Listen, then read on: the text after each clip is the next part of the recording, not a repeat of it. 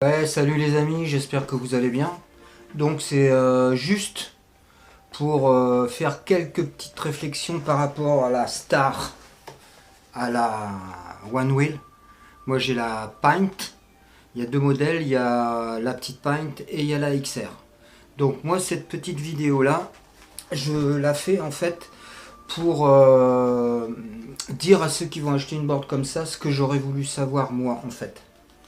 Donc, parce que j'ai trouvé que, comment dirais-je, on trouve très très peu de vidéos, surtout en France, où on décrit un peu la board, hormis les petites vidéos qu'on fait Raiden, mais je les trouve vraiment succinctes en fait.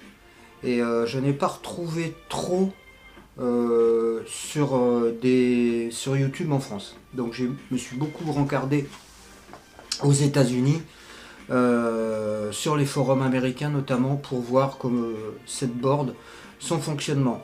Donc voilà, j'ai pris quelques petites notes avec. Donc on a une autonomie entre 12 et 15 km selon comment t'es sapé, plus ou moins lourd. Donc ça c'est déjà pas mal, c'est un bon point. Moi, je dépasse pas les 20-23 km/h. Parce que bon, il faut savoir que cette planche-là, si tu te rencardes pas bien aussi, si tu vas trop vite, on peut faire ce qu'on appelle un nose dive, c'est-à-dire le nez de la board qui va piquer. Hein, elle s'arrête pas, mais le nez pique. Et puis là, tu vas carrément t'éjecter. Apparemment, je ne l'ai jamais ressenti.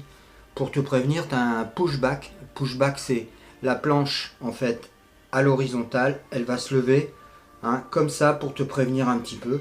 Si tu n'arrêtes pas, si tu continues à aller vite, là, elle va piquer vers le sol. Donc déjà, il faut le savoir ça. Parce qu'il y en a qui achètent la board. Et puis ça, ils ne sont pas rencardés. Il y a marqué, tu peux aller à 25 ou 30 ou je ne sais pas combien elle va, la XR, la plus grosse donc. Donc je trouve ça vraiment très très dangereux. Donc puis quand tu reçois ta board, il faut savoir qu'il faut... Bon bah maintenant tu as Google Traduct évidemment, mais lisez bien votre board, la notif de la board quoi. Parce que ça c'est hyper important. Et puis rencardez-vous bien. Donc voilà, je descends jamais aussi en dessous des 18-20% de batterie.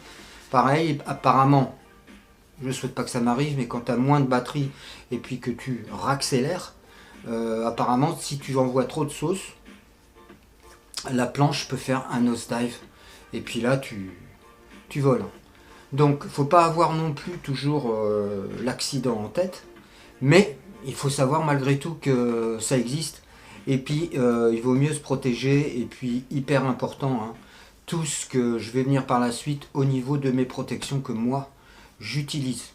Moi, je donne, c'est même pas des conseils, c'est ce que j'aurais voulu savoir. Je suis pas du tout un professionnel du ride. Moi, je viens pas du tout de ce milieu-là. J'ai pas fait de snow, j'ai pas fait de surf, tout ça. Moi, j'ai vraiment appris la base, quoi. Donc, j'aurais voulu peut-être des choses comme ça qui, un peu plus de conseils, quoi. Donc, pour les débutants comme moi, allez sur les chaînes Riken. Et puis, vous verrez, il y a quelques bons youtubeurs qui ont fait pour la technique ou des choses comme ça, vraiment très très intéressantes. Donc, là j'y suis, un peu plus de technique dans la pratique, un peu plus de vidéos sur le sujet, j'ai dit. Donc maintenant, on va passer à mon équipement et ce que j'utilise personnellement. Donc les amis, on passe à la partie où le matériel que j'utilise pour ma protection, hein, les amis. Mais évidemment, hein, on peut pas... Le casque. C'est un casque de chez Decathlon. J'ai mis une petite lampe frontale derrière, devant pardon, et derrière j'ai mis une petite lampe de vélo rouge. Hyper utile, hein, on sort jamais sans ça, bien évidemment. Enfin, moi je sors jamais sans ça. J'ai mis ça pour être vu, mais je ne roule jamais la nuit.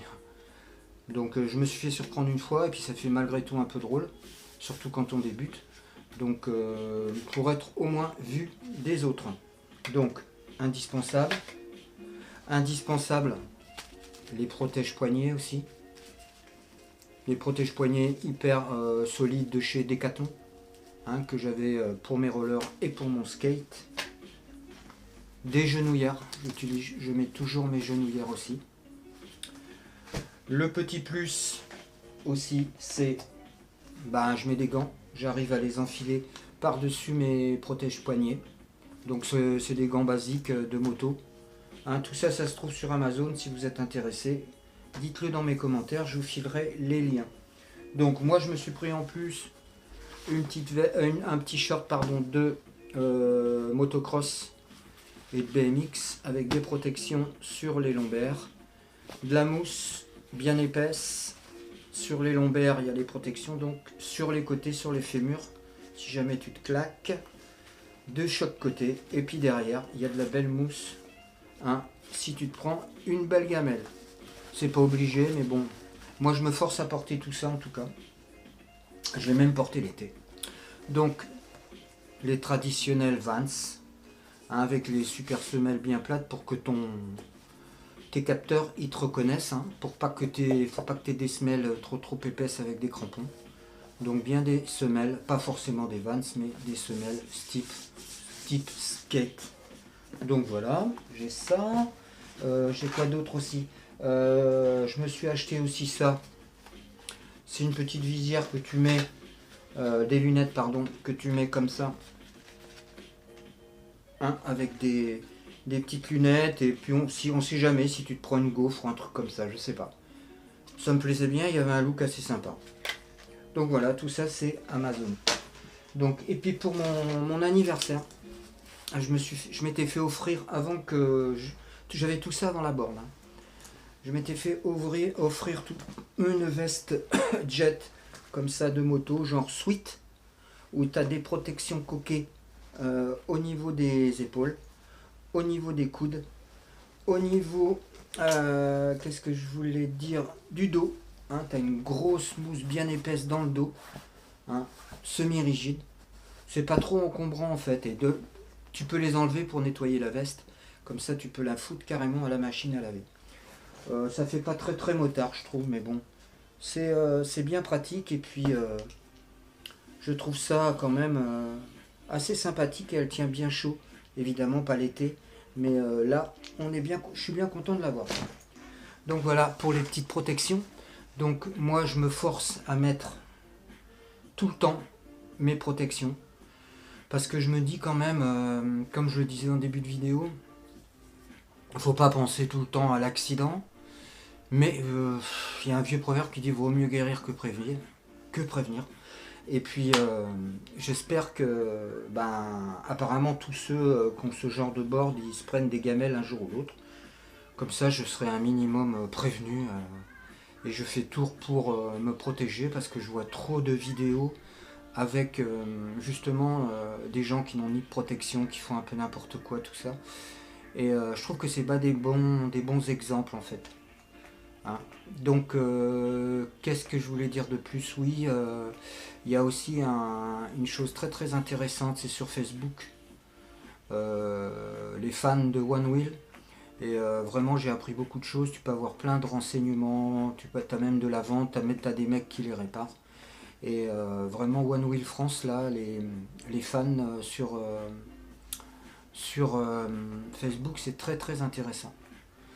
Donc tu peux aller aussi traîner sur les sites anglophones, notamment américains, où des fois, c'est un peu, c'est les ricains, quoi. Donc moi ça me convient pas trop, mais je vais voir, des fois ils font des trucs sympas, il y a des nouveautés que tu vois pas ici, quoi. Donc je vais pas te faire un cours, parce que moi je suis novice, je vais avoir 500 km avec ma Pint. Donc tout ce que je dis là c'est pour moi, hein. Je suis pas un professionnel, c'est comment moi je vois l'activité avec une One Wheel. Donc on va faire une petite conclusion.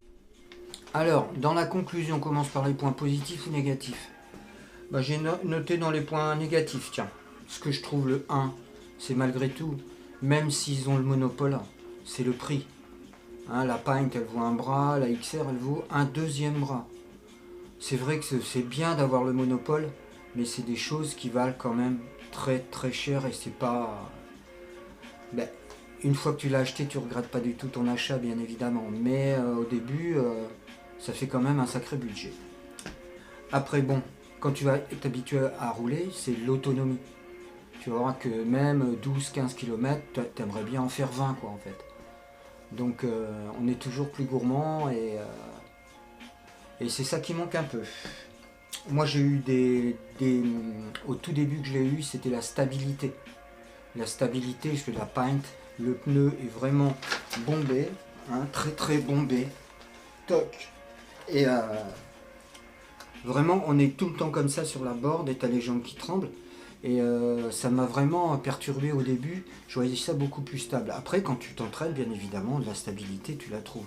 Mais je pense que la XR, son pneu est plus large et il est plus droit et il est beaucoup moins bombé. Donc je pense qu'une XR, elle est beaucoup plus stable. J'ai jamais essayé d'XR. Donc voilà, on va pas trop traîner pour pas que ça soit trop long. Et puis l'apprentissage, quand tu sors ni du snow ni du surf, ça peut en décourager, je pense, quelques-uns. Parce que d'ici à dire que tu prends ta board et au bout de 20 minutes, tu peux partir, j'y crois pas trop, quoi. Surtout pour un novice qui a jamais fait ni l'un ni l'autre, ni snow ni surf. Donc d'abord, il faut vraiment sentir ta board, hein, t'équilibrer sur ta board, il faut vraiment que tu la sentes avant d'avancer. Enfin, moi j'ai fait ça comme ça. C'est mon avis à moi. Et un SAV aussi, pas présent en Europe. Apparemment, quand tu as des gros problèmes, tu es obligé de. Moi, je l'ai pris chez Rydon, tu es obligé de la ramener chez Rydon, qui l'en renvoie à Santa Monica, chez Future Motion. Donc, je souhaite ne pas avoir vraiment de problème. Sans ça, il y a des mecs qui les réparent aussi. Tu n'as qu'à les traîner sur Facebook et sur les. Tu verras, il y a des gens qui, vraiment, apparemment, c'est des pointures de la réparation. Mais bon, les SAV, t'as rien ici, quoi. Donc, voilà. Et le côté positif, enfin. Le côté positif, c'est la glisse. Le côté super fun, quand tu carves, tout ça, c'est vraiment un côté magique, quoi, du truc, et c'est vraiment trop génial. La fluidité, hein, quand tu fais des petits slaloms, tout ça, moi j'avais jamais ressenti ça personnellement, et c'est une tuerie, hein, c'est une tuerie ce truc. Et le plaisir du ride, et tu deviens addict, hein, finalement, à cet objet. C'est sûrement un des objets le plus fun que j'ai jamais acheté. Donc c'est extraordinaire cette sensation qu'on a là. Par contre, il faut s'entraîner, quoi. Moi, j'en faisais tous les jours. J'essaie d'en faire tous les jours, moins maintenant, mais j'essaie d'en faire tous les jours. Donc voilà. Alors, dans la conclusion, j'ai noté, c'est vrai que c'est un super objet hyper ludique et vraiment que tu peux pas comparer à autre chose, parce que j'ai fait un peu de skate, tout ça, mais je pense que ça n'a rien à voir. Ça n'a rien à voir. Et vraiment, c'est extraordinaire la sensation de cette glisse. Donc, je vais finir là-dessus, les amis.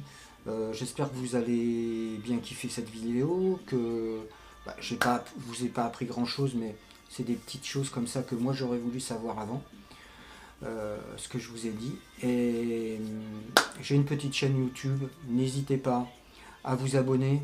On approche des 50 abonnés. Je suis tout petit, mais ça serait bien que j'ai ma cinquantaine d'abonnés pour les fêtes de Noël. Donc si vous aimez, n'hésitez pas à vous abonner. Hein, et puis mettez un petit pouce bleu. Et puis allez voir ma chaîne YouTube. Je m'appelle Eric Beauboucher. Vous verrez, il y a un lever de soleil sur un bateau à Nantes. Et ben voilà, je vous souhaite des bons rides. Surtout protégez-vous, le casque et tout le bazar, on ne sait jamais. Donc bon ride à vous tous. Et puis peut-être à bientôt sur les routes. Allez, bye. Je vous souhaite des bonnes fêtes de Noël et des bons rides.